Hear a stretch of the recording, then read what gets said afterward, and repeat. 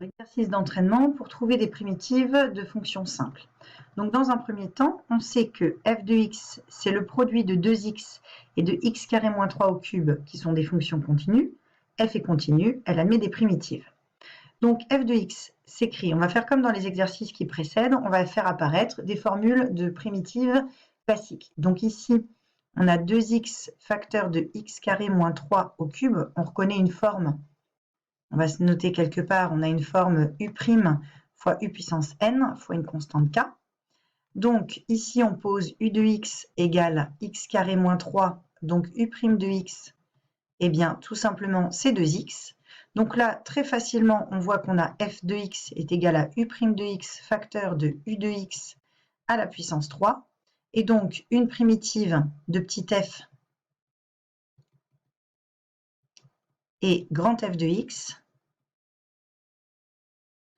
est égal à u à la puissance 4 sur 4, ce qui nous donne ici x carré moins 3 à la puissance 4 sur 4. Et vu qu'on nous demande une primitive de f, en général, on va prendre celle dont la constante est nulle.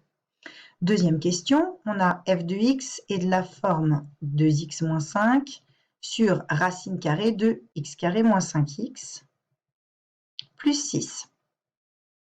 On voit qu'elle est définie pour 3x plus l'infini. Cela correspond aux valeurs, si on calcule le discriminant, on va avoir de la fonction polynomiale du second degré qui est sous la racine carrée. On trouve delta qui vaut 25 moins 4 fois 1 fois 6, donc 25 moins 24, 1. Donc on va avoir delta qui vaut 1. Les racines sont donc de la forme 5 moins racine de 1 sur 2, donc 5 moins 1, 4 sur 2, 2, et 5 plus 1 sur 2, donc 6 plus sur 2, c'est-à-dire 3. On est du signe du coefficient devant le x carré, c'est-à-dire positif à l'extérieur des racines, donc sur 3 plus l'infini, le x carré moins 5x plus 6 est strictement positif, et donc du coup, la fonction racine carrée de x carré moins 5x plus 6 est bien continue et non nulle, le 2x moins 5 aussi. On a donc un quotient, on a une fonction rationnelle dont le dénominateur ne s'annule pas, donc f est continue. Donc admet des primitives. Et là, la forme que l'on souhaiterait voir apparaître, c'est du u' sur racine de u.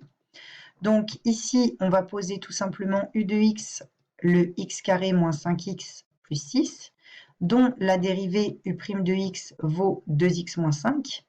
Et là, en fait, tout simplement, f de x est à nouveau égal directement à u' de x sur racine carrée de u de x. Donc, une primitive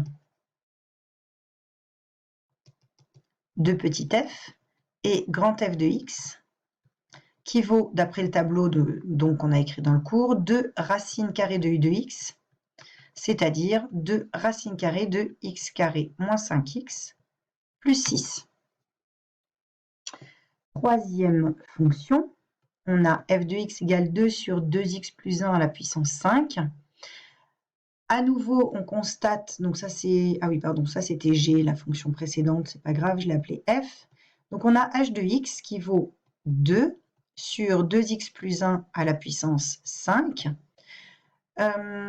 L'ensemble de définition, c'est moins 1 demi plus l'infini sur moins 1 demi plus l'infini. Le dénominateur 2x plus 1 est différent de 0. Donc la fonction h de x est définie comme une fonction rationnelle sur son ensemble de définition. Donc c'est r privé de moins 1 demi.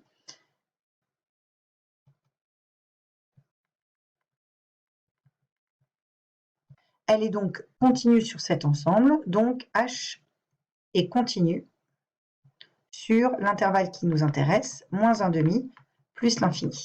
Donc elle admet des primitives.